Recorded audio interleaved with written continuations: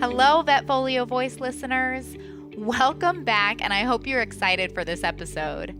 I'll keep my comments brief because this episode is not, and I have a lot of people to introduce you to. So if you caught our previous episode, Just Keep Swimming with Dr. Dana Varble, where we discussed some of the lessons we've learned throughout our careers, then get ready because we have another similar episode and we're adding more friends to the mix. This episode features Dr. Dana Varble, and joining us are Amelia Matczak and Kaitla Wildblood, two vet students attending school in Glasgow. Now, Amelia and Kaitla also have a podcast called Vet the Unexpected, on which they discuss many alternative careers in veterinary medicine. Neither Kaitla nor Amelia aspire to be small animal general practitioners, and this episode was born with the intention of continuing the discussion on alternative careers in vet med.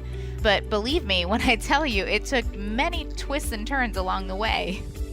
Okay, so I said I'd keep it brief, but I don't think I'm doing that. So let me give you a couple of quick bios and we'll get into the episode. Amelia Matczak is a third-year veterinary student at the University of Glasgow in Scotland. Growing up in a small town in Pennsylvania, she eventually moved to Chicago to attend Loyola University and pursued a degree in forensic science.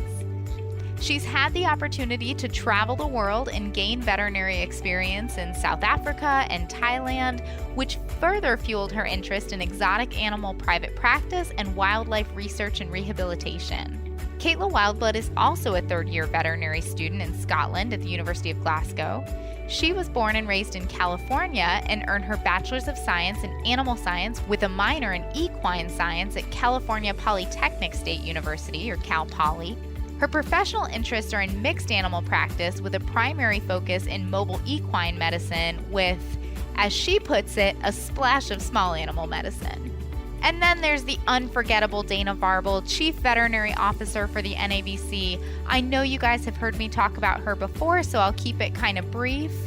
She graduated with her bachelor's from Southern Illinois University in 1999 and went on to earn her veterinary degree from the University of Illinois in 2003. There, she pursued a non-traditional clinical rotation schedule and fulfilled her clinical and academic requirements at the University of Illinois, the University of Tennessee, Louisiana State University, Brookfield Zoo, and the University of Pretoria. She's practiced clinical medicine and exotic pet practice, small animal general practice, and emergency medicine, and continues to practice it as an associate for Chicago Exotics Animal Hospital in Skokie, Illinois, and occasionally as a relief veterinarian as well. She's a nationally and internationally recognized speaker and has authored multiple publications in the areas of herpetological and exotic animal medicine and surgery. In 2015, she joined the NAVC as the executive director of the Association of Reptilian and Amphibian Veterinarians. And through an interesting series of events, which you can hear her talk about on one of our previous podcast episodes, and with several stops along the way, she is now the Chief Veterinary Officer for the NAVC. All right, that's all from me. Let's go ahead and get into it. I'm back again with Dr. Dana Varble, and we also have vet students, Amelia and Kaitla, joining us. They are both vet students at Glasgow. And so I'm going to let them tell you a little bit about themselves and what we're up to today. Hi, everyone. So I'm Kaitla, and as Cassi said, I am one of the vet students that are on today. I go to the University of Glasgow in Scotland, but I am actually originally from California, as I'm sure you can tell by my accent, I'm not Scottish. So quick background on who I am. I went to Cal Poly in San Luis Obispo for my undergrad, and I got my degree in animal science with a minor in equine science. And then through an early acceptance program with the University of Glasgow, I got accepted there for vet school. And here I am in my third year. And so just what I'm interested in is I'm interested in mixed animal practice with a focus in equine mobile work in a rural community with a potential long-term goal in academia. And I am Amelia. I'm originally from Pennsylvania, but Chicago is home. I did not originally ever plan on going to vet school. I was actually an undergrad for forensic science when I wound up applying in my second year for vet school and came to Glasgow in what would have been my fourth year of undergrad. My interests are exotics and wildlife, which kind of swings us back around to why I had the crazy idea to start Kaitla and Mai's podcast called Vet the Unexpected. So I have found that I'm struggling to find opportunities within vet school to kind of explore the exotics and wildlife side of veterinary medicine. And I've kind of been ungratefully pushing my way against all expectations of me to try and get done what I want to get done. And in doing so, I've actually been working as a technician at an exotics animal hospital in Chicago, which is actually how I know Dana. She is a doctor at Chicago Exotics Animal Hospital. And I came up with this idea for the podcast because I wanted to talk to vets who had unconventional careers, just kind of hear how they got there, what got them interested in it. And on top of working with Dana at Chicago Exotics, I knew that she worked for NABC. And so I decided to reach out to her and ask if she would have any interest in talking to me about what exactly that job entails and why she got involved in it. And then she kind of harangued the rest of us into it. And so now here we all are to discuss unexpected careers in veterinary medicine.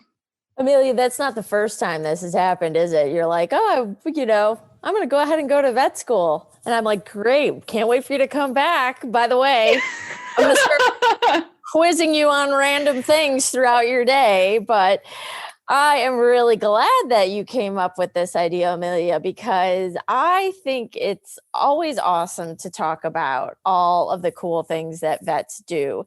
And, I think a lot of us that are in unconventional or different jobs in vet medicine have actually landed there and by surprise. Yeah. I don't know that a lot of people, any vet student thinks, you know what I'm going to do with my career? Work from home. Mostly, so I think it's worth talking about because it is unexpected and it is different. And if anything, I think it just stresses how interesting vet med is and where all the crazy paths it can take you. So I am excited to talk to you guys today. I'm just so grateful that you guys were willing to chat. We are so happy to have you guys. And, Dana, you and I kind of talked about this in our last episode, all the crazy things that we did and the crazy journeys we took to get to where we are now.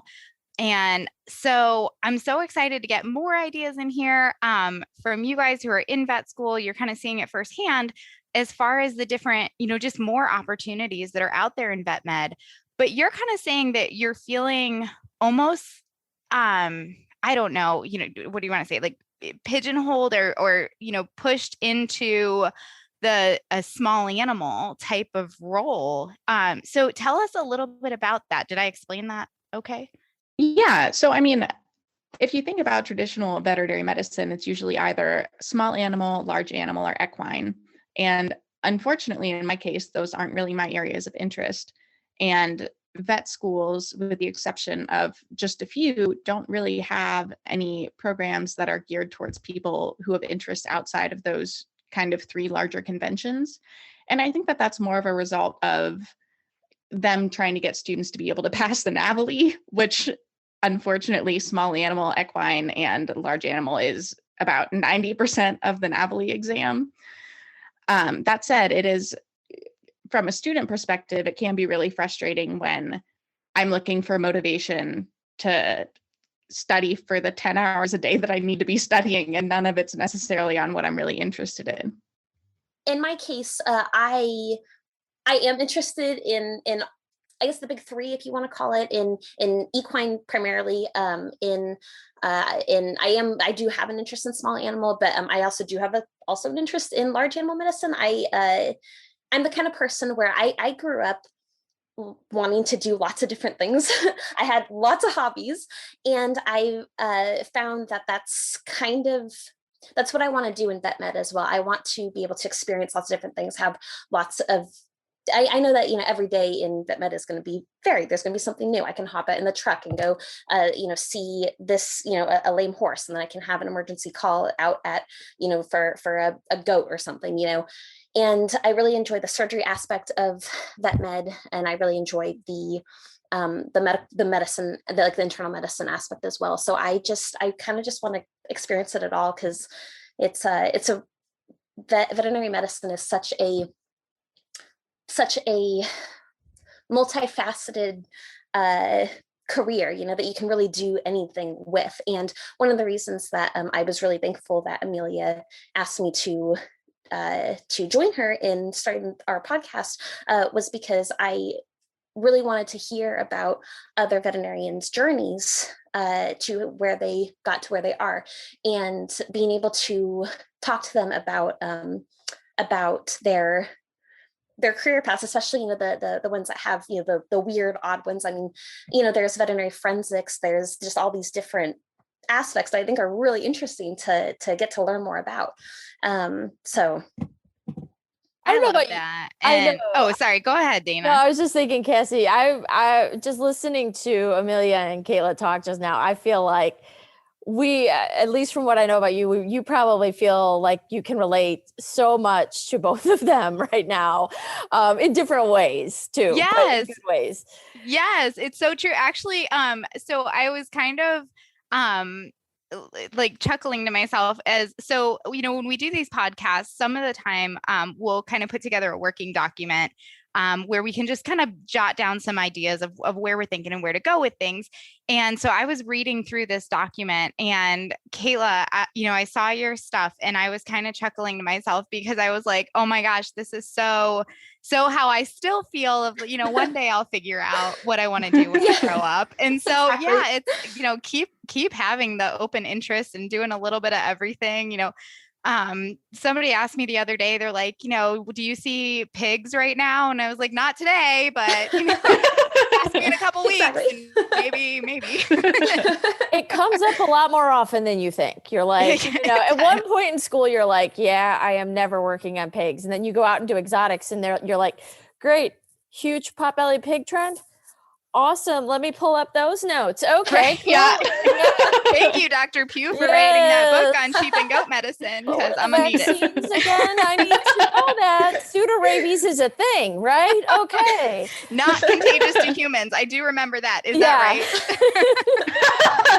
I have to ask what we need to, and that's, I think that you hit the nail on the head there, Cassie. I still feel, so I'll be honest, I'm 18 years post-grad. And if you had asked me when I was graduating, do you think you'll have it figured out in 18 years? I think I would have said yes. And I think every year that I've been a veterinarian, I feel like I've got less figured out. Amen. Amen. That is the truth. But in a good way. Like, I'm like, I know what I'm doing today, but I think now I realize, like, if I change my mind next year, or I change my mind in 2 years, all the things I loved, and this is one of the reasons I love talking to students, because you actually remind me of all the things I loved. Surprisingly, I was always interested in exotics. Like, I went to vet school to work on exotics. I liked the idea of doing zoo and wildlife, and I, in fact, do that. But blown out of the way when someone introduced me to bovine medicine, I was like, this is really cool. Yeah. I was like, oh my God, I could maybe, I don't know, do this one day. And I haven't, but I still think it's really cool. And you always wonder, like, in 5 years, could I just, go do C-sections on cows all day? Maybe.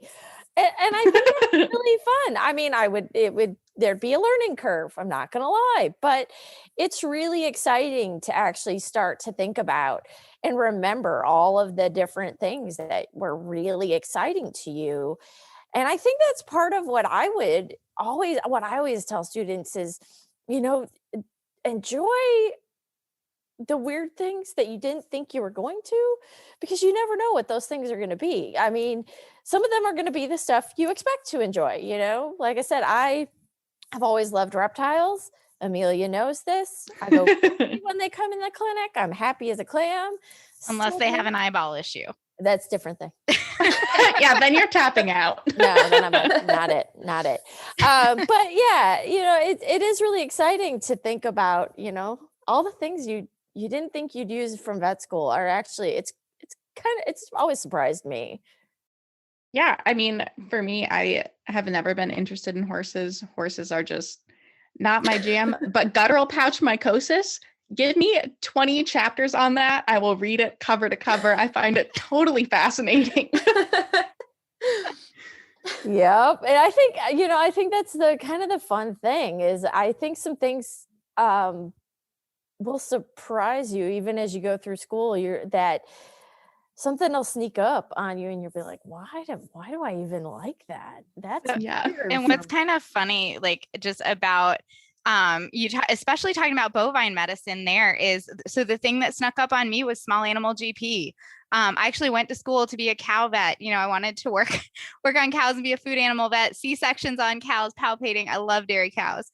And when I got out of school, a lot of the work that was available in my area was small animal. And, I'm out of school, like how far in debt am I? Like I need a job. And so one came my way. It was a good fit. And I took it. And I actually really like being a small animal general practitioner. And I've done that in a lot of different ways because there's a lot of different opportunities just within being a small animal practitioner. But like Dana said, sometimes things will just sneak up on you. And I've kind of given up on trying to get it figured out. I'm just like, it's not going to happen. Like, let's just see what tomorrow brings. And it's been really fun to approach it that way. It kind of takes the stress off because you're like, well, this is what I'm doing today. Let's see, what happens when I wake up in the morning. I think it continues out of school. I think some things have snuck up on me in my career. And I was like, I will say this for me that when I left school, I went to a GP exotics practice and it was okay. It wasn't a great fit, but an opportunity came during school. I worked actually similar to what Amelia does during my breaks, during my weekends. I would jump into this emergency clinic and, work as an assistant. And I was like, this is okay. I can do this. And so when my first job didn't work out, which it doesn't for a lot of people out of school, and it's almost normal and it's okay. I was like, I'll just do emergency for a few years. And I was surprised. I'm like, oh man, I'm actually good at this. Like it almost caught and I won't say I was disappointed that I was good at. I mean, it's always nice to feel good at something, but I was like, I didn't plan to be good at this. This wasn't, oh no. And it was good and bad. I think sometimes I got a little too comfortable in it. I let myself get a little stagnant in it, but at the same time, like now that I'm not doing it, I'm like, well, I could always go back to that because I was quite good at it. Who knew? I didn't think it was going to be good. I thought I'd get by in it. I didn't take a job. This job with the intention of being terrible at it, but I did take a job. I didn't know how it would go, and I was like, So I think even out of school, things shift and change a little bit. And I will say this, I was a little surprised. I shouldn't say a little surprised. I was really surprised in my career when I decided to leave clinical medicine. I was ready for a break, but I also didn't think I'd be any good at it. Though this time I did take a job going, I have no clue how this is, like zero clue how this is going to go. Like none. Like hopefully I can learn quickly and figure things out and try and get good at organized veterinary medicine and learn some things about industry and nonprofits. And there's a learning curve there because you don't learn that in school. Oh no. No. There's no budgeting 101 and what the difference between a 501c3 and a 501c6 is. That does not. So no thanks, Navely. There, you didn't cover that. You're saying letters and numbers, and yeah, exactly. Yeah, that's one thing that I do wish, and I think all vet students can relate to this, is that we were taught more non-clinical skills in addition to our clinical one. I mean, I know that you only have so many years in vet school, so they kind of have to cram as much knowledge as they can into you, so that you can be as good of a vet as you can straight out of school. But with that being said, I do wish that we had more non-clinical skills that were taught to us, just because like the business management side of it is very important, understanding, as you said, all those different, 501s and all those different codes, Tax code. Let me tell you, tax. Oh my gosh, my QuickBooks asks me which, like when I set up an account in my QuickBooks, it's like, which tax code do you want? I'm like, I don't know. Did you have to Google it? You had to Google it. It's okay. I put nothing. Like I was like, hopefully my accountant will figure it out. I still barely know whether to put a 0 or a 1 in some spots of a 1099. So again, I'm still like, I put 0. Is somebody tell me if that was right, please? You're like, fingers crossed. That was the thing to do. That's what I'm going on. So going to UF, we actually did have a business certificate and we did have a business program. It is like scratch the surface of the things that you really need to know, but did provide a little bit of business training, which I appreciated. But I agree with you that one of the big things was like, there's just not enough time to fit that in and walk away knowing the things that you need to know to be a good vet and, to pass the NAVLE, which unfortunately is a really important part of that whole equation. Yeah. I think part of that too is you have to prepare yourself to be a lifelong learner. I mean, it's not going to be vet school, thank goodness. I mean, vet school is hard, right? Yeah. It is fun though. It is. I think hindsight always makes things a little bit cheerier. But it is.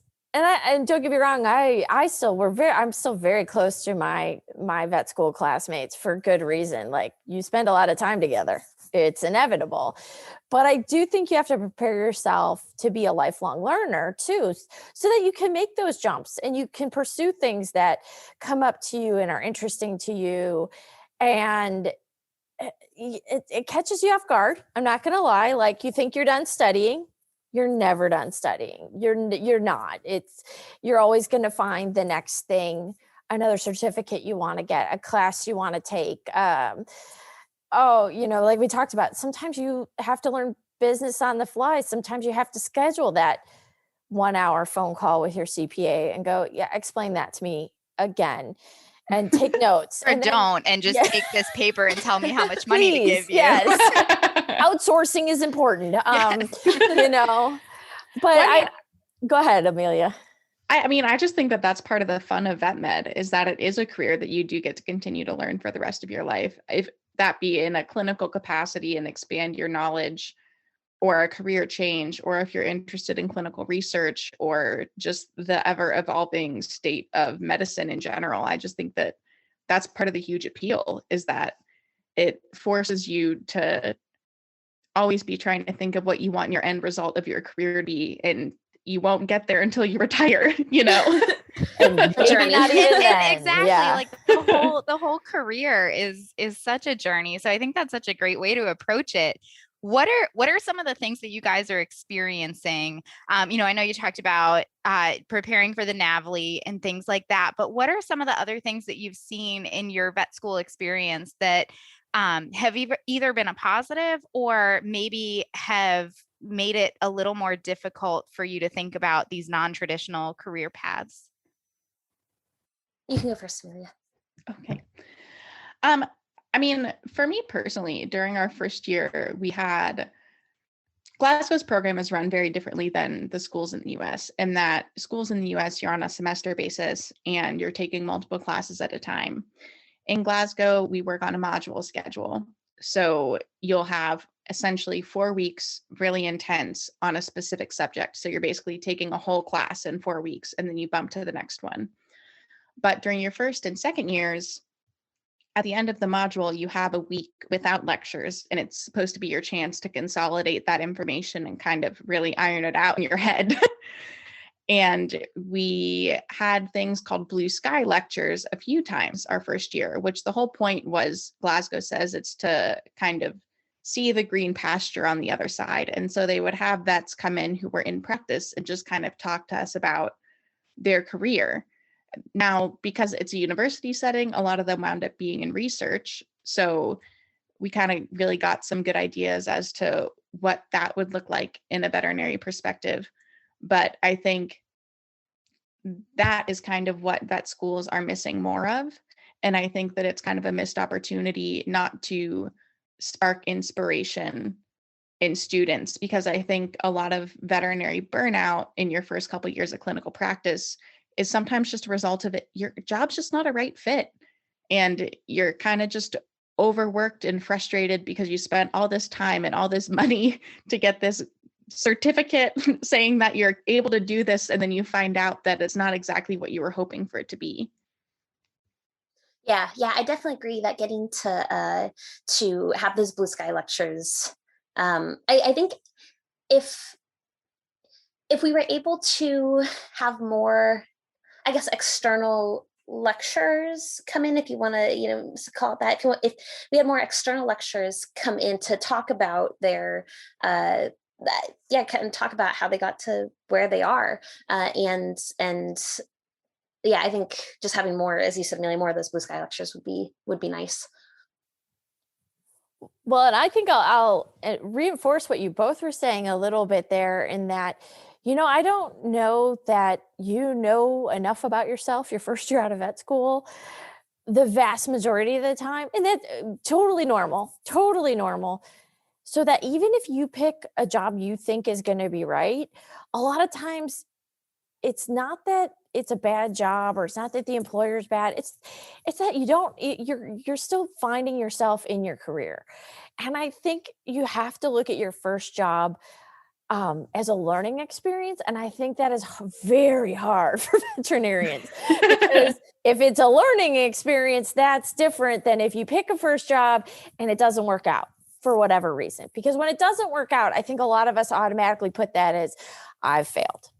Yeah. And it's not, it's really not. It's part of your journey. And I think it's kind of one of the reasons that a lot of students do want to do internships, because they feel like they're going to still be in that learning environment. But actually, I would encourage more vet students to think of their first year job, whatever it is, out of vet school, as a learning experience. And that means it might be for 1 year, or it might be for 6 months. And there's not only is there nothing wrong with that, but like I said, it's almost more common than I think a lot.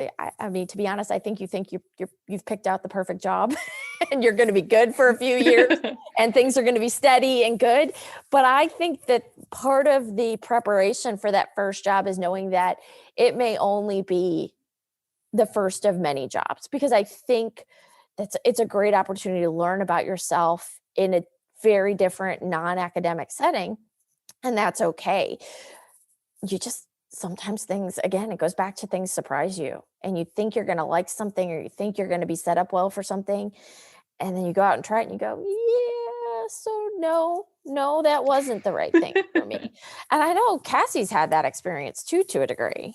Oh my gosh. Yeah. If you would have told me so many things about my career. So this always scared me in vet school, because we would have these lectures, and tell me if you guys had this experience. Whenever the lecturer would start off, I felt like universally the opening statement was, if you would have told me I would be doing X, I would have laughed at you. And I was like, why does everybody say that? Like, what the heck am I going to end up doing? I think I know what I'm going to do. But yeah, it is true. And it's so true. Like, if you would have told me, who went to school to be a vet for dairy cows, that I was going to be a small animal general practitioner who likes dentistry of all things and does a podcast, like, I feel no, not this kid. I don't think so. So yeah, things do surprise you. And I don't think that stops at any point in your career. Like you said, Dana, I think you said it really well. Just being a lifelong learner and being open to possibilities and changes in your career really opens a lot of doors for you. So like I said, one day I'll figure out what I want to do when I grow up. But right now I'm a small animal GP who really likes teeth. It's good. So I'm going to ask Amelia and Kaitla a question that's of course not on the document, because again, that's kind of on brand, right? Yes, very on brand for you, Dana. Left hip. I'm a little nervous, but go ahead. No, of course. But it's not a fact question, Amelia. Don't start flipping through notes. Goodness. I thought that you were gonna like bring up a bird X-ray and ask me what vessel it No, was. yeah, you had me no. all panicked. I would say, like, what has made you, I think, you talked about your blue sky lectures. You've talked a little bit about some of the more traditional things and kind of that NAVLE pressure. But what, especially you two who decided to start talking to folks who are in different fields, what was the biggest inspiration to that? Was it another person? Was it frustration? Like, what made you go, I got to find out more? I mean, kind of a combination of things, but I've been incredibly fortunate in the opportunities that I've had within veterinary medicine. Exotics in wildlife is an area that a lot of people have interest in, but not a lot of people necessarily get the opportunity to pursue.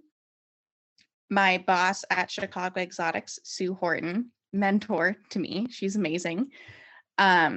She gave me a job working in exotics when the only experience I had with exotics was working at my local zoo for a few years when I was younger.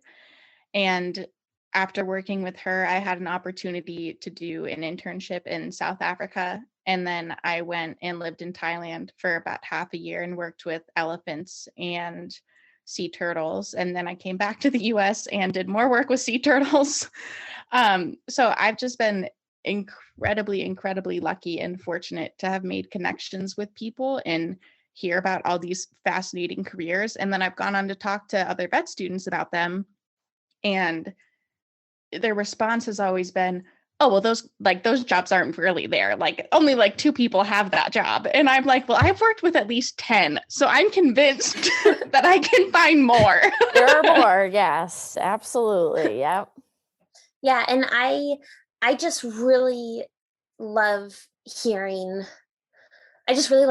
all the different stories, I guess if you want to call it that, all the different stories within VetMed that people have. I mean, just recently we released an episode of our podcast with Dr. Max Polyak, who he's a sea turtle veterinarian, like exclusively sea turtle veterinarian. And I thought that was just so fascinating that his career, I mean, his whole path is absolutely interesting, but the fact that he, like, you would just, when you think of a veterinarian, you don't think of someone who just works with sea turtles. And I just think it's really neat. It's really cool getting to hear all these different stories, of all these veterinarians. Kaitla, that cracks me up, because even among exotics veterinarians who have already kind of taken a unique path, I can't tell you how many times I've heard, well, no one can just be a turtle vet. Turns out you can. So actually you can. I mean, are there 50,000 jobs out there working solely with turtles? No, but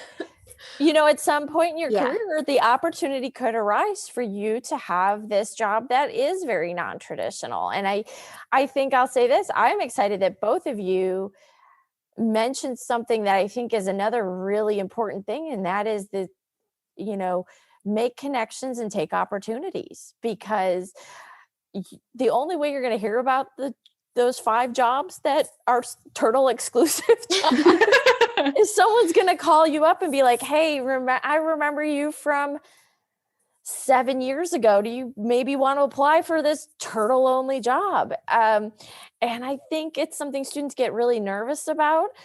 But I mean, I have not met any veterinary, and Cassie knows this. There's a lot of veterinarians out there that seem like they're a really big deal, right? They've got a lot of letters after their name, a really big deal. When you meet them, you're like, yeah, this is someone who still like screams when they see a turtle in the woods. Like I've legit met someone who's a very well-recognized veterinarian, and I will happily embarrass Dr. Charlie Innes, who's the director of the Boston Aquarium. And we were out on a short trip together. He saw a box turtle in the woods and he screamed like a 7-year-old boy. He was so So I encourage you to talk and make those connections and meet people, because vet med is crazy. And small world. It is a small world. And kind of like Dana's touching on here, it's true what they say when it really is about the people So making those connections because somebody might reach out to you to say, hey, I have this opportunity, but also vice versa. I'd say don't be afraid to reach out to those connections that you do have. I know I've been in the situation where I'm like, well, that person probably doesn't even remember me. Like, why would I, that'll be embarrassing because I'll be like, no, who are you? Very, very rarely have I had that actually be the case. I don't know if that's a good thing or a bad thing. But yeah, I know, like, for me, when people reach out to me and they're like, hey, Cassie, what do you think about this? Or, I'm thinking about going this direction. Can you help me? And things like that. I mean, I'm more than happy to help. It brings me a lot of joy to, try to help people further themselves, especially in a career that I love so much and I found so much fulfillment out of. Like, so yes, call me. And so also don't be afraid to be the squeaky wheel. Don't be afraid to reach out to those connections that you have, even if it was 7 years ago, and say, hey, I did this, because chances are they'll remember you and be happy to hear from you and happy to help you along the way. Yeah. And I mean, that's always been my experience. And I think that a missed opportunity for a lot of vet students is that they just get nervous.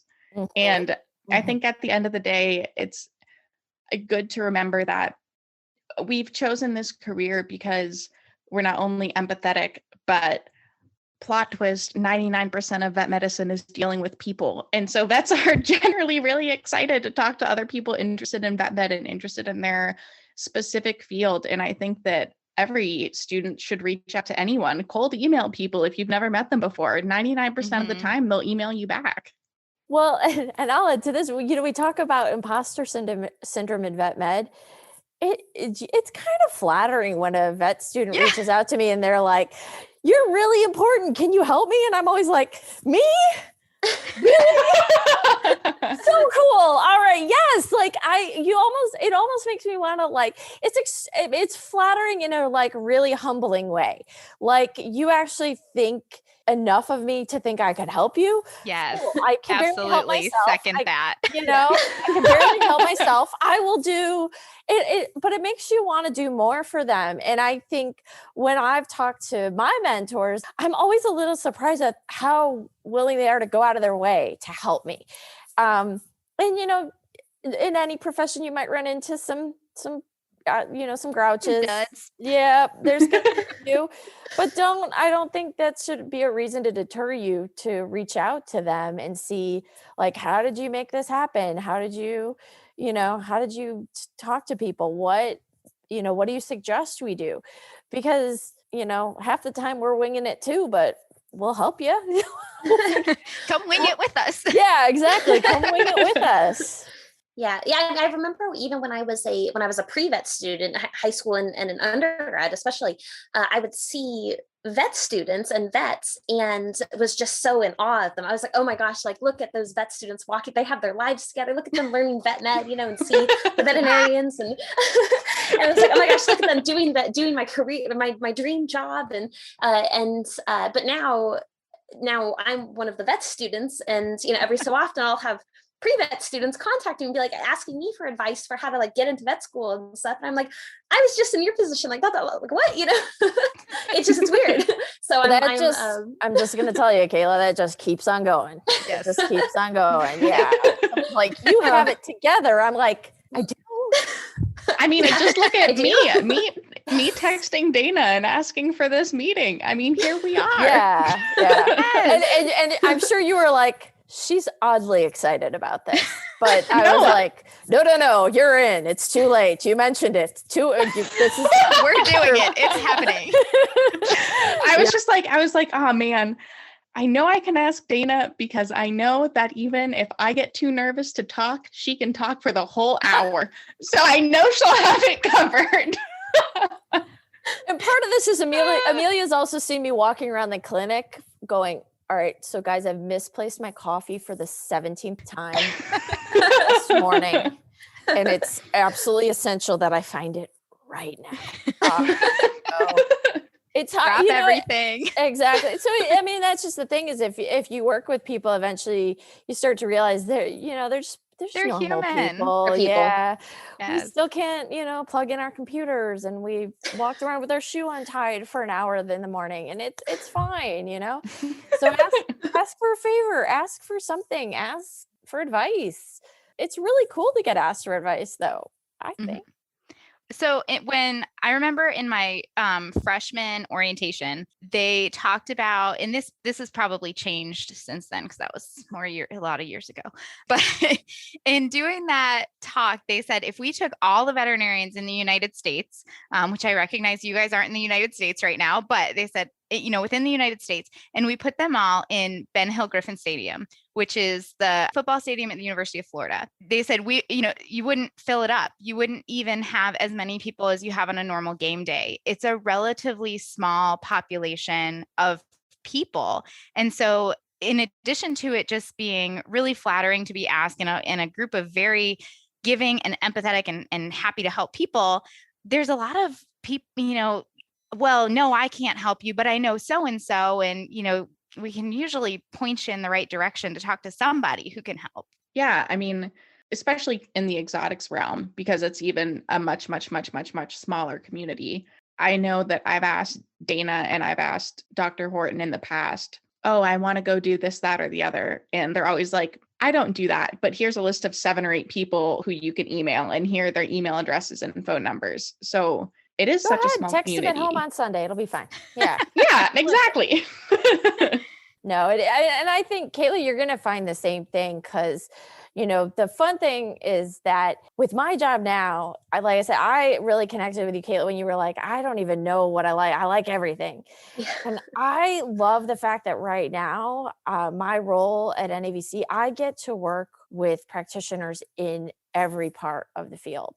And I think sometimes the folks that I work with who are doing farm animal or mixed animal practice are a little surprised how enthusiastic this exotic practitioner is for what they do. And I know Cassie and I've had this discussion. I'm like, you guys it's so cool. You get to see everything, every single thing.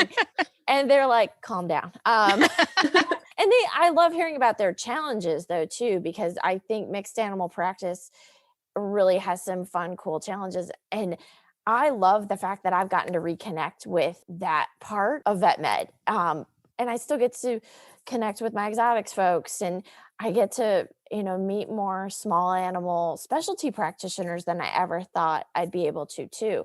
So I think, not being able to pick sometimes or having interests that are really varied is just as valuable as those folks that are extremely focused. There's something to be said for that too. Like, hey, you love ophthalmology. God knows I don't. So good for you, because I need you in my career too, because I don't want to touch eyeballs ever, ever. Preferably not even really want to look at them. So, Yeah.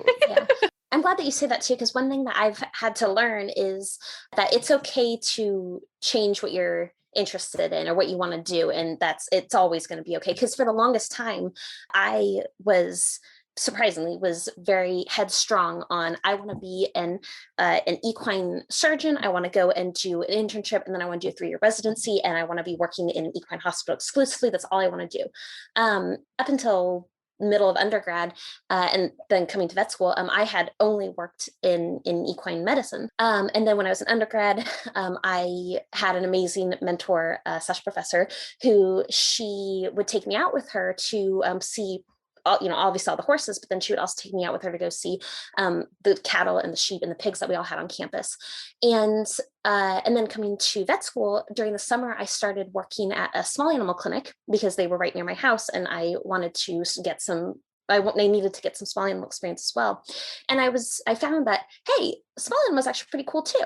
And I found too that, hey, actually farm animal work is really cool too, because, I got to go out with different farm animal vets as well during the summer.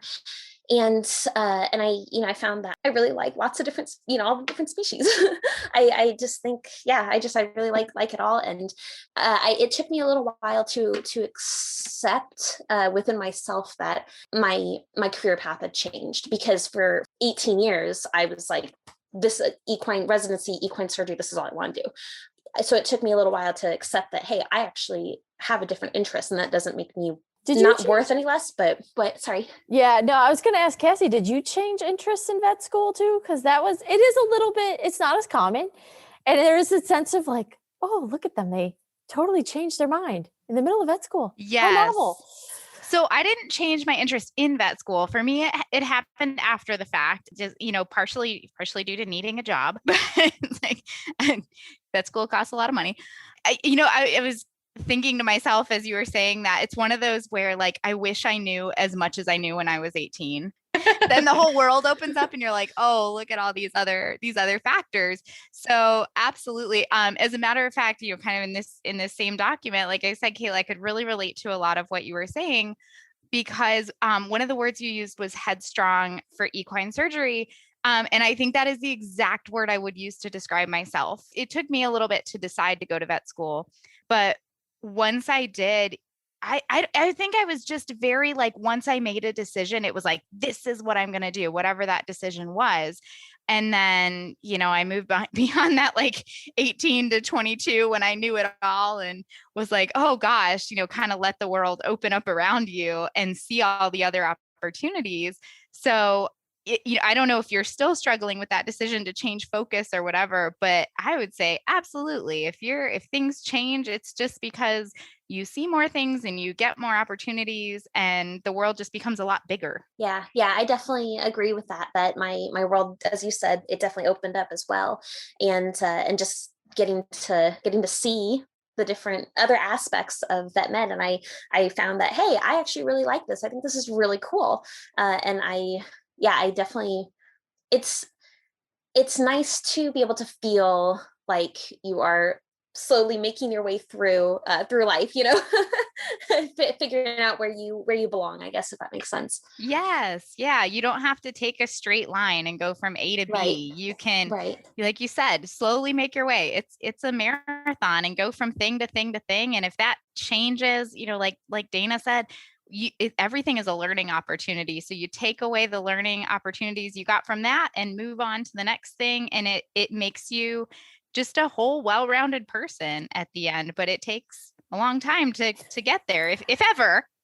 Yeah. It's a journey. Exactly. And enjoy it though. And enjoy it. Even I wish someone had told me like, hey, this is probably not going to be your job forever. Enjoy it, learn from it, and don't get too hung up on, every little part of it. Cause I think that's something that's hard. It's hard for us to not take it personally. Mm-hmm. It's a big part of our passion.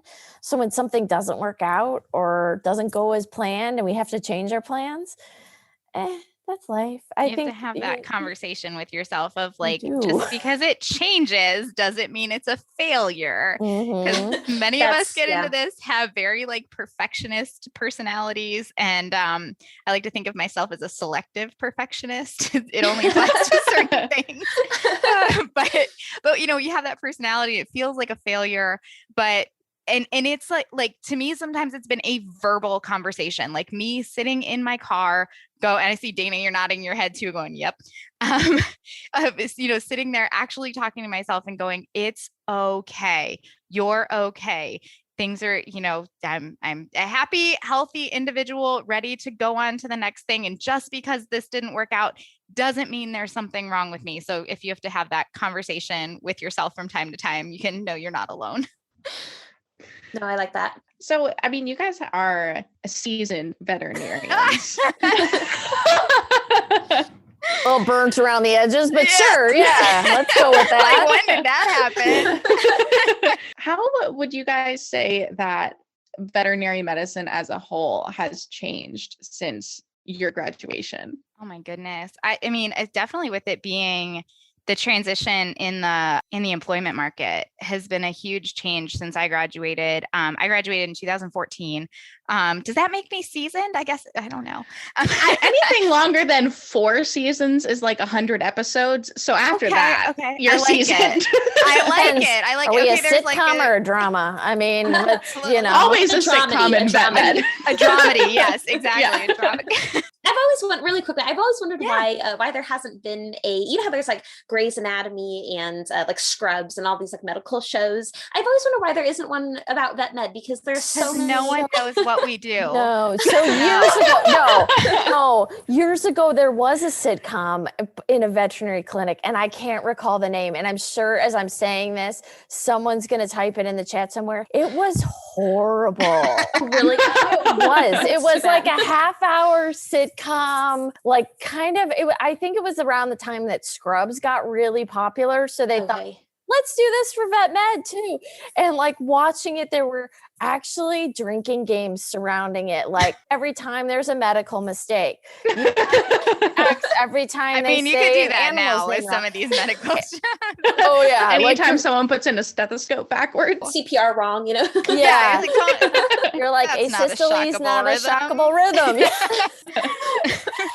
But no, there really was. And I'm going to think of the name like as soon as we're done recording today. But, and I don't, if it's saved somewhere, if it's like in some Hulu vault, it's totally worth watching because it's kind of like, it's awful. Like surgery on an unclipped patient that's laying in lateral recumbency. And you're like, that doesn't oh dear. that way. Oh, and like, I specifically remember there's some sort of peacock chasing moment, and I'm like, well, that's actually realistic because that one makes sense. If you've ever worked with peacocks, which I have, there's always chasing. I don't understand why, but the fancy chickens don't sit still. That's something you actually have to kind of watch out for sometimes in Florida. We have a lot of peacocks, and you never know where you're going to find them, and so at any point you could be chased by a peacock. It was a good attempt, and it was really poorly executed. So I think I ended up going off the air but it was funny for, the laughable, like, let's all tune in and laugh about all the things they got wrong part of the show. So I would love to know who ended up being like, there had to be a veterinarian that was a consultant on that show though. Speaking of like all the things that vets do. And I was like, yeah. So were they like only employed for like 2 minutes a day? What happened there? No. And there's another opportunity for in vet med to be. But I really do love the fact that like Nat Geo and stuff like that, they're doing all the veterinary shows. I watch a lot of them, cool. And my husband's like, don't you do this all day long? Like, give it a break. I'm like, but I love it. But at least we have some realism there. Oh yeah. I mean, during my quarantine on the way back after the holidays, I binge watched Dr. K's Exotic Pet Vet. Oh gosh, so I'm in the same boat. I walked in on my daughter. She's 4 now, but she was 2 at the time, and she had like this little toy owl, and I had a stethoscope where the tubing had broken. It wasn't my favorite stethoscope anyway, so I put some electrical tape around it and I gave it to her. It was like pretty worn out, and so I find her with this like Littman stethoscope in her ears. She's listening to her owl, and she's like, "We got to give you an exam like Dr. K." Like, but I will bet you $10 she put the stethoscope in the right way. She did. She did. Yeah. I was so proud. What were we even talking about? I don't remember. How vet med has changed, and you're seasoned now. So now you can speak on the topic. We'll go back. I still love that. Love that. So that, I know that's a big thing. I graduated in 2014. And so we were coming out of the recession. And so the hiring market was better, but jobs were still a little bit slim pickings. So to see the way that things have kind of exploded now has really blown my mind, where there's just, I hear about people all the time that are like, I need an associate and I just can't find one. And that's so different from when I graduated. Yeah. I mean, I know a friend who works at a small animal clinic in Chicago, and they've been trying to find a vet for, I think, over 18 months now. And it's not that they haven't had a good applicant. They've just had 0 applicants, which is crazy.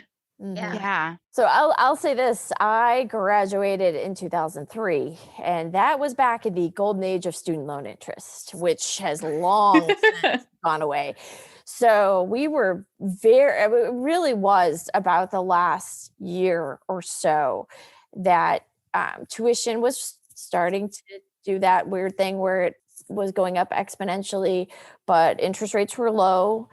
and the economy was really, really good. So I actually experienced that as a student. They were saying there's 10 jobs for every one of you.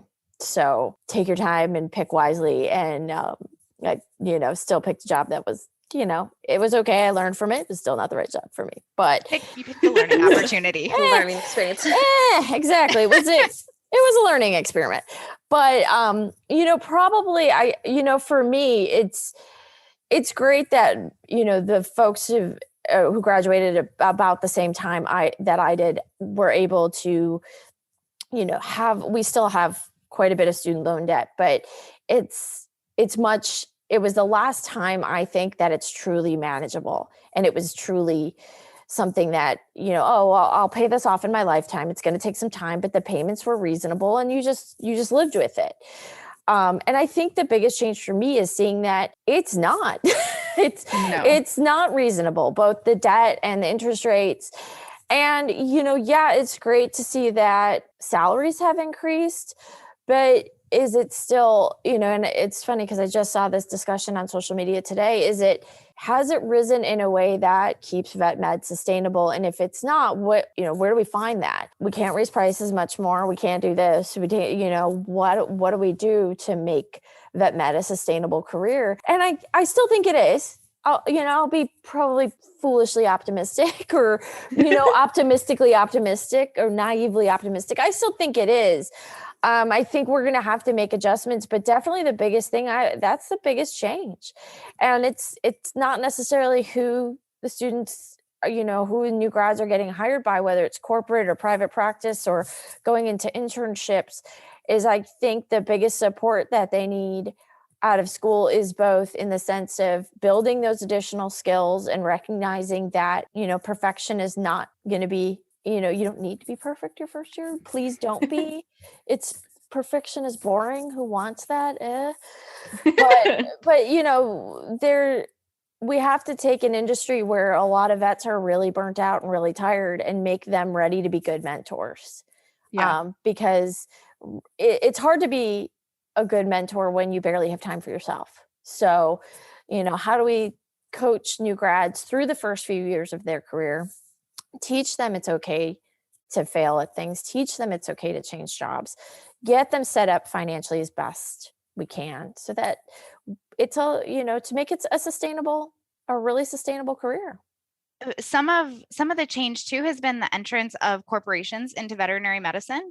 For better or for worse, that's a whole nother discussion. But I think that's a big change because this model, at least from the small animal perspective of you graduate, you work, you own, you retire, is not as common anymore. So, like I said, that opens a whole nother discussion into veterinary medicine. But I think that's another big change that has, in some ways, necessitated just some creativity in the career itself, where it's not this kind of linear path that used to be, that I think used to be more common. Yeah, I know as a student, it's interesting because as a student in North America, the expectation, generally speaking nowadays, is you finish vet school, you do an internship, you go into practice. The UK is the complete opposite. So the expectation is that you graduate, you go into practice, then if you want to specialize, you do an internship a few years later, and then continue to get certifications or whatever else. So it's interesting in that I have never had a dream of doing an internship. That has never been something that I've wanted to do for no other reason than kind of, as Dana had said earlier, I find more value in finding a practice that's willing to foster my skills and mentor me than I do in doing a rotating internship. But for someone who's not necessarily sure what they want to do, I definitely see the value in the rotating internship at the same time. But I think that in doing the internship and making vet med sustainable, one of the issues for me at least is the compensation during the internships. And if you want to talk about sustainability within vet med, for me, a huge deal is negotiating your first salary, which I don't think is something that gets talked a lot about during vet school because we're all empathetic people. None of us really like asking for things in the first place, let alone money. And so, but if you think about your whole career trajectory, most of your raises and promotions all stem back from your original first starting salary. So if you start out at a practice lowballed, then you're kind of going to be lowballed for the rest of your career. Or if you do an internship and then decide to continue on specializing, now you're only making $20,000 a year for 7 years. How are you paying back your student loan debt? And so I think that in and of itself is kind of a dangerous cycle that med is hurtling towards in the US. I'll say this though, Amelia, I'll contradict you just a little bit. In my career, I have taken a couple of very strategic pay cuts for very good reasons, and I don't regret them. And I've been able to advance in those particular jobs and end up with a salary that was higher than the job I left, but with other specific advantages to that job. It goes back to you're right, and still negotiating and understanding worth and understanding the economics of how practices are run and what they can afford is all super important. You just gotta kind of wing it sometimes too. You know. Oh, definitely. You can't have everything worked out. That's it. I'm gonna take a pay cut because the opportunities or the growth potential is there, or I need it for personal reasons for a few years. And it's a little scary because you are kind of taught, it should be a straight line. But as we talked about, it's not a straight line. It's just, and that's okay. I mean, as someone who's interested in wildlife, I'm definitely not someone who's trying to make the big bucks within veterinary medicine. Yeah, I don't think anyone that goes into vet med is looking to be. You don't go into vet med for the money. No, if you do, the joke's on you. Well, then you didn't research your future career very well. Exactly. It makes me wonder how you're going to do in vet school if you can't even figure out that you're not going to be rich. But and I think the other important thing is like anyone who made it to vet school could have easily chosen a different field if they felt like that was super important to them. And not that that's a bad thing either, like if you have a lot of passion for medicine, but you don't necessarily want to work, or you don't know how you want to work in medicine, a human gastroenterologist still makes a lot more money. Either way, I mean, they have there's some downfalls to that career too. And if you start to talk to MDs, you'll start realizing, it's not all roses and sunshine over on the human side of things either. So yeah, I saw a very interesting poll that had come out, I think about a year ago on VIN, where it had asked veterinarians and MDs if they would go back to their respective vet school or med school again, given the chance. Like, would they do it again? And what was really interesting is that they were super, super close. So I think it was 49% of veterinarians said yes, they would. 51% said no, they wouldn't. Whereas for the MDs, it was 51% said that they would, whereas 49% said that they wouldn't. So, but it was, both of them were so close together that I think that I just thought it was really interesting. So was the difference statistically significant or not? Did anyone run that? Anyone run that? I don't know. Less than 0.05, is that right? Yeah. What was the p-value on that? I remember something. It was a while ago, but okay. I saw it. All right. I'm like, how big was the sample size? But 50%, really? Like 50%? Oh my goodness. That just, again, like we need to just reconvene and do another episode because I have so many thoughts. I mean, I'm like a hardcore. If somebody asked me, would you be a vet again? I say, yes, I love being a vet. I don't regret my career choice for a second. I'm still not quite sure what's going to happen with the student loans. Well, I have a plan. We'll see if it works out. It's not a super solid plan. Like zombie apocalypse is out there somewhere as part of the plan. As one of the options. Yes, exactly. Take your own death and move to remote island. That's also on the list. Yes, but we shouldn't talk about it on this public forum. I'll be suspicious. Further down under like sound financial planning being a little bit more of a, maybe more sustainable option. The zombie apocalypse. I mean, at this point, the IRS is really coming after us between the not knowing whether it's a 1 or a 0 and blaming the zombie apocalypse for our student debt. So I actually told my accountant that one year, when I had first gotten out, and, I was still like finding my feet and what I was going to do in my career. And she's like, so this is, this is a lot of student debt. It's a big number. What are you going to do with it? What's your plan to pay it back? And I was like, zombie apocalypse. And she's like, that's not a good plan. I was like, I disagree. Like, 25 years is a long time. Like, this is a long-term goal. Yeah. Okay. I didn't say this was happening next year. Like, let's think long-term. Exactly. I'm still very hopeful, again, probably naively, that, that hopefully we'll have some regulatory help with some of the student loan debt. And I think some of the things that we're seeing come through government right now with like the IBR, the tax balloon forgiveness. I still, again, maybe naively think that we'll have some regulatory improvements that will help our profession. And we do have to actively have groups that advocate for those regulations, because as a profession, that is something we have to step up to the plate and say, hey, we're not, we're a really important part of a functional society. We do more than, pet kittens and tell them good luck and send them off in the world. Veterinarians are here for food chain. We provide food chain security. We provide, we're important for public health. We're important to control zoonotic diseases. If nothing the last year has taught us, it should teach us that veterinarians are going to be at the forefront of public health.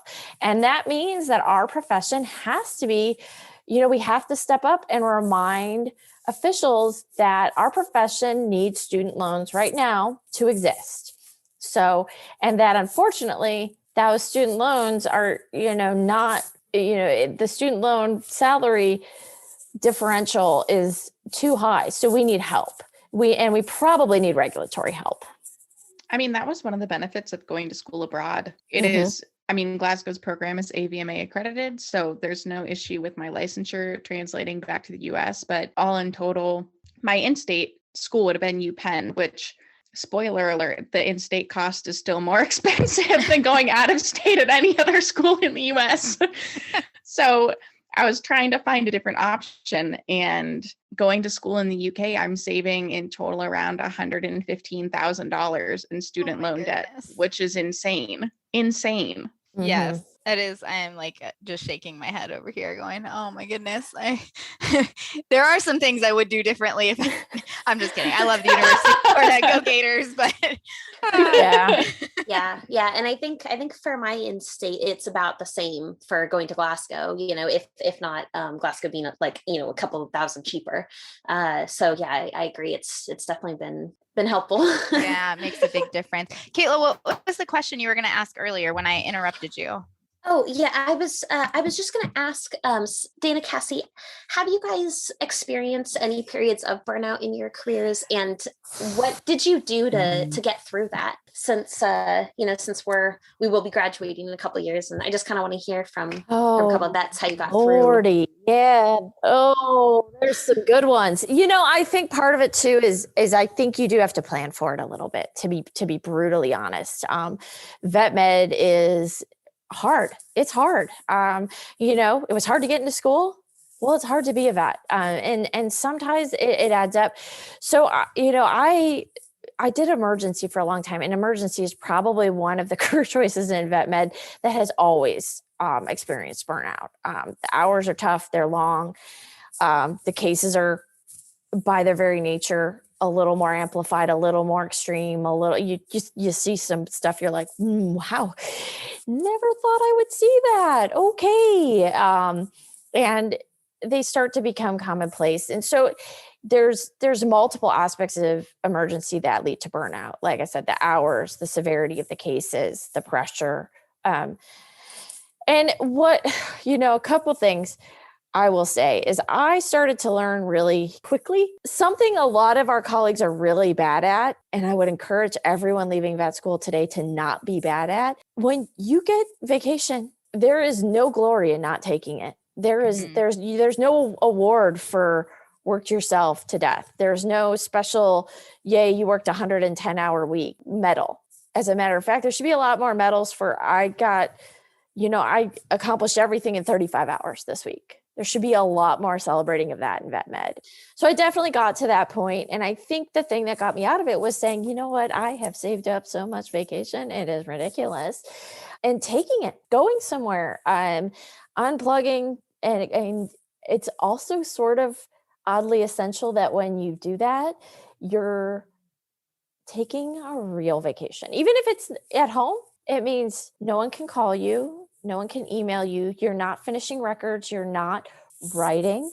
You're not preparing presentations. You're not editing journals. You're not doing all the other things, but you're truly unplugged from whatever part of your job it is. Like I said, celebrate your vacations, put them on social media, be like, I'm so proud of myself that I went away for 2 weeks. And I'll say that was really key to me getting through at times. The other thing I think that I'm not as good at, I'll freely admit, is I have definitely gotten burnt out on jobs to the point of, and again, Cassie and I talked about this on our last podcast. More or less, I was laid off / fired from a job. And when I looked back on it, it's not easy to see at the time.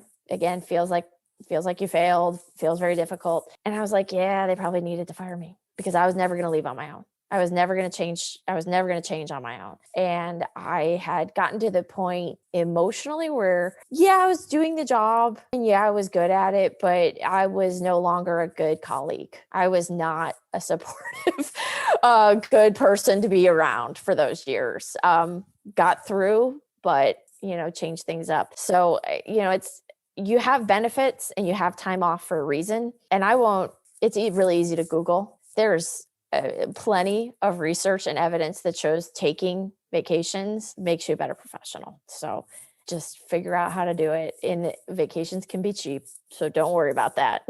Mm-hmm. Yes. Like I got to the point, I don't know if I would say, burnout. I was probably on my way there, towards burnout, but actually, what happened with me, and it was just one of those, like, you get out of school and you're really excited and you want to see everything and you don't want to say no because what if it's a really cool case and you want to see that, and maybe it goes a little bit back to that, if I don't do everything, if it's not everything, then it's failure. So a lot of that when I first graduated, which I think in some ways benefited me because I did see a lot of cool cases and I learned how to balance a really busy schedule.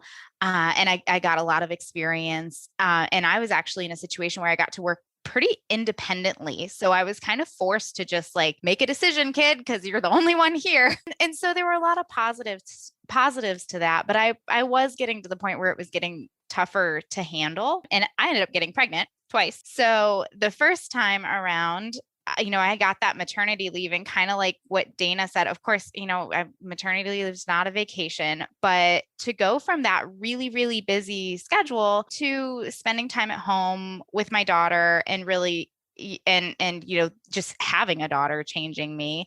After that, I went back full time. When I had my second daughter, I was like, I was lucky enough to be in a situation where I could cut down to part-time. So I did that. So I think kind of the decision was made for me before I got to the burnout point.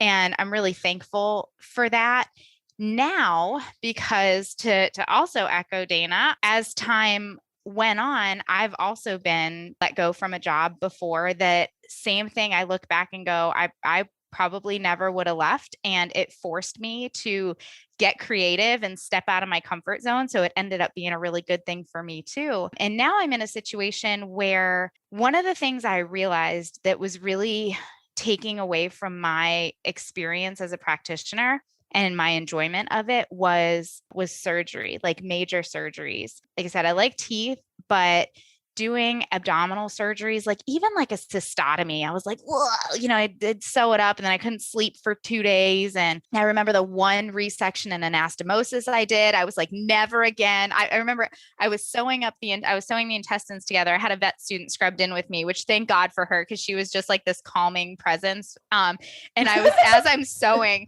I was just like, this is a stupid surgery. Like, who came up with this? Like, this is actually going to work. And then And it did work and he did great. But that it would just stress me out and I wouldn't sleep and I'd come home and I wasn't as good of a mom to my kids because I couldn't get that patient out of my head. So now I'm in a situation where I don't really do surgery anymore. And that has really enhanced my experience as a veterinarian and made me love it even more.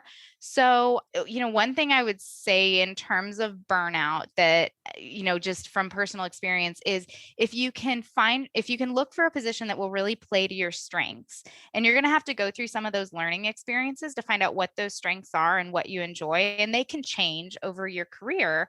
But if you can really, vet med is such a huge field. There's so many things we can do in medicine that, there's no way you can master all of them and be great and enjoy all of them. If you can, that's amazing. I want to meet you. But most of us can't.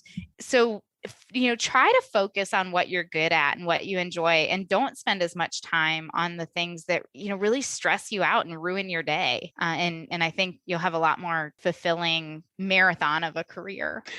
So how do you approach those conversations with your employer? Like if you were to say, those aren't the areas of practice that I have interest in, how do you approach that in a positive manner? Hilariously, the first time I was burnt out, basically my boss at the time sat me down and she was like, dude, we've pushed you too much. And I was like, what? You have? Oh my God, for real? No, I'm fine. What do you mean? Yeah. And you're so like, I want to work 100 hours a week. Because it was when I was a relatively new grad. I will say that. Like I was just, and some of it's Cassi said, I was just excited. They were like, do you want to work another shift? And I was like, yes. Because part of it was, I'll be honest, part of it was financially driven. And part of it was just like, I feel like I can do this. And then because you can until you can't. And my boss was basically like, we're not scheduling you for that anymore. And when are you taking vacation? And I was like, oh, okay. Wow. Didn't think of that. So for me, the big thing, Millie's going to laugh, is I was like, dude, I don't want to see eyes anymore. I don't want to see eyes. I don't want to do another, I was like, the last inoculation made me, see, I can't even say the word. I was literally like leaning over the garbage can, trying not to vomit. It's like, I'm ridiculous. And I'm like, I'm trying not to be ridiculous. And the more I try not to be ridiculous, I feel like it's just getting worse. And I was like, can I please just duck those? And they were like, that's really that bad, huh? And at that exact moment, one of the techs walked by and was like, can she not do them anymore? It makes us really nervous when she does. And I was like, dude, thanks for the support. They're like, just being honest. And they were. So, I think sometimes your employer kind of already starts to feel it even before you do. So I think, when they ask, and not everyone's a great intuitive, evaluator of your skills. But I think when you run into those people that are, and they're like, how do you feel about this? It might be time to be like, no, maybe I'm not good at that. Maybe it's actually stressing me out more than it should be. And it's not my thing. And that's okay. Well, Kaitla, Amelia, Dana, thank you guys so much for being on the podcast. This has been so much fun. Look for this podcast cross-posted to Amelia and Kaitla's channel as well, Vet the Unexpected. And hopefully we can get together again soon and continue the discussion, because I feel like there's so many important things we touched on. Yeah, absolutely. Thank you guys so much for having us, and thanks for joining us on our show. We've had a great time. Yeah, thank you. This was a good one. So, believe it or not, this was not initially going to be 2 episodes, but we were having so much fun talking about all things vet med, and I eventually had to go pick up my kids. So we ended up scheduling a second call, and stay tuned for that episode. It's coming up soon. I want to say a big thank you to Amelia, Kaitla, of course to Dana, for giving up so much of your time to be a part of these episodes. I really hope we get to do it again in the future. If you'd like to find more episodes like this, click on the Education tab on Vetfolio's webpage. As always, we'd love to hear your input on this episode, as well as ideas for topics you'd like to hear from us in the future. Feel free to reach out to me at dvm@vetfolio.com. You can also visit my Facebook page at Dr. Cassi DVM, and you can find me on LinkedIn. And remember, if one animal is better off because of you today, it's a great day.